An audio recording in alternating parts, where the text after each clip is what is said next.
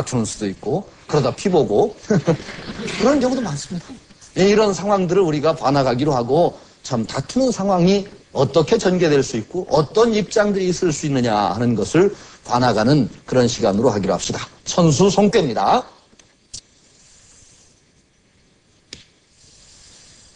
갈수록 잘 그리네요. 네. 천수송괴. 이건 하늘을 상징하는 건기고 이건 수입니다. 그래서 괴 이름이 송입니다. 천수송, 쟁송이다 이런 거죠. 자, 이제 점을 쳐서 이 괴를 얻었다고 생각하고 우리가 뜯어보십시다. 천수송, 이 괴를 이제 암호풀이를 해야죠. 이 괴의 모양을 보고서 이 괴가, 이 암호가, 구호가 우리에게 어떤 메시지를 줄 수 있느냐, 정보를 전달할 수 있느냐, 여러분들은 저기에서 어떤 정보를 전달받을 수 있는가를 한번 머리를 굴려보십시다. 저랑 함께. 자, 그런데 여기서 잠깐 얘기를 해요. 제 옆방에 아주 무식한 교수님이 계십니다.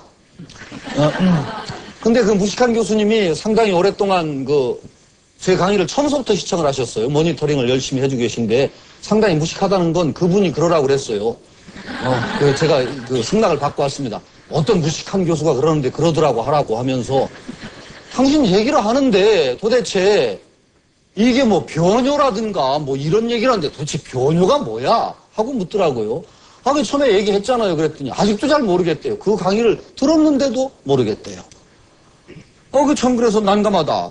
그러니까 그러라고 하더라고요. 어떤 무식한 교수가 그렇게 모르더라고 핑계를 대고 다시 한번 설명을 하라고. 그래서 제가 그럼 무식한 교수라고 하고 그 무식한 교수님, 그래도 무식해도 교수인데 그 교수도 모른다고 하니까 제가 좀 설명을 해야 되겠어요. 사실은 저는 무지무지하게 유식한 걸 줄여서 무식이라고 합니다.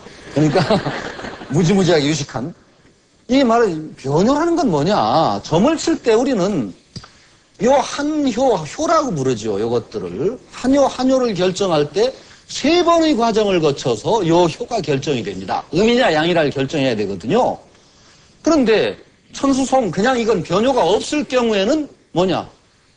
변효를 결정할 때 예를 들어서 이걸 양이라고 하고 이걸 검은 쪽을 음이라고 하십시다. 하얀 쪽, 검은 쪽. 제가 급히 코팅을 해왔습니다. 그런데 3번을 하여튼 어쨌든 간에 음양을 결정하는 것을 3번을 해서 하나를 결정합니다. 그러니까 6개를 결정하려면 16번을 해야 되죠. 하나, 둘, 셋, 넷, 다섯, 여섯, 6, 3, 18. 그런데 첫 번째 효를 결정하기 위해서 이걸 뺑뺑이를 돌렸다고 쳐요. 휙 돌려서 3번을 돌려요. 근데 뺑뺑이를 돌렸는데 한 번은 양이 나오고 한 번은 음이 나오고 또 한 번은 양이 나왔다. 그러면 양이 한 번 나오고 음이 2번 나왔다. 그러면 요 효는 음효예요, 양효예요? 음이 한 번 나오고 양이 2번 나왔다. 음입니다. 지금도 그거 헷갈리세요. 홀쑥에 있는 게 결정합니다. 홀쑥. 음이 하나 있으면 음효입니다. 3개 있어도 음효입니다. 2가지 경우가 있죠. 요걸 돌려서 음이 되는 경우는 음이 한 번 나오고 양이 2번 나오면은 요게 음효가 됩니다. 그리고 또 음이 3번 나와도 음효가 됩니다. 이렇게 요게. 아니면 동전을 3개를 한 번에 놔도 돼요. 동전 하나를 3개를 가지고 쫙 흔들어서 쫙 펴놨더니 음이 3개 나왔다. 그럼 음입니다. 음이 하나 나오고 양이 2개 나왔다. 그래도 음입니다. 양은 반대죠. 양이 3개 나오면은 양이고 또 양이 하나 나와도 양입니다. 근데 하나 나왔을 때하고 3개 나왔을 때를 구분합니다. 3번 다 음이다. 그러면 음이 극에 달했다고 봅니다. 늙은 음입니다. 노음. 양이 3개 나왔다고 합시다. 양이 3번 나왔다. 그건 늙은 양입니다. 그건 노양이라고 합니다. 노양, 노음. 주역의 원리가 뭡니까? 극에 달하면 변한답니다. 늙었다. 그럼 변하죠. 그렇게 되면 늙으면 변한다가 아니라 늙으면 죽는다죠. 그러면 얼마나 좋겠어요. 주역의 원리는 변해서 딴 것으로 갑니다. 사람도 죽으면 딴 것으로 태어난다. 그렇게 되면 좋겠죠. 자, 그러니까 지금 우선 천수송괴 변하지 않은 상태에서 일단 봅니다.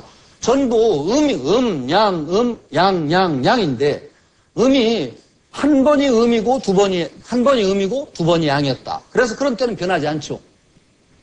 변하지 않았을 때는 이 괴를 그대로 두고 봅니다.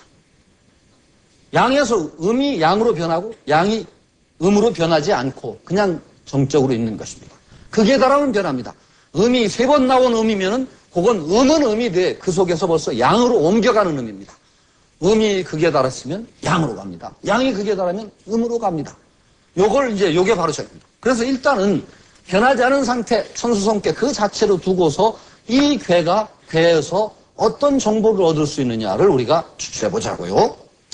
그러면 우리가 이제 다시 설괴로 들어가야죠. 하늘과 물이다라는 대표적인 상징입니다. 이 두 가지에서 우리는 어떤 것을 느껴야 될까요? 자, 하늘은 높고 물은 어떤 성질이 있죠? 물은 흐르죠.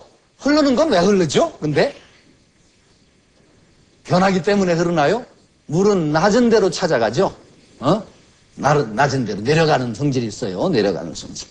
그러면은 하늘과 물을 보면은 하늘은 높은 존재예요. 높고 물은 밑으로 흘러요. 그러면 하늘과 물이 만나요? 안 만나요? 안 만나죠? 안 만납니다. 주역회를 볼 때 또 중요한 거, 주역회에다가 움직임을 넣어서 봐야 됩니다. 그냥 가만히 두고 보는 게 아니라 물은 어떻게 움직이느냐? 하늘은 어떻게 움직이느냐? 하늘은 본질이 가볍고 맑은 것입니다. 그러니까 위로 상승하는 성질입니다. 물은 밑으로 흐르는 성질이 있습니다. 하늘은 위로 올라가, 물은 밑으로 내려가. 만나요? 안 만나요? 못 만나요. 답이 나왔죠? 못 만나면 어떻게 돼요? 사람과 사람의 의견이 평행선을 달리는 거예요. 안 만나요? 너는 이리 가고 나는 이리 간다. 바로 여기에서 소송이 일어나요. 이것도 소송이 되는 거예요. 사람이 만나고 교감이 돼야만 뭔가 풀어져요. 그런데 하늘과 물이 높은 것은 높은 것대로 낮은 건 낮은 것대로 지금 만나지 않아요. 그래서 처녀수 유행이라고 그랬어요. 하늘과 물이 가는 방향을 달리한다. 이것이 송이다. 평행선을 긋는 거예요. 의견이 달라요. 만나지를 못해 합치가 안 돼요. 그러니까 벌써 여기에서 송이라는 의미가 조금 나와요.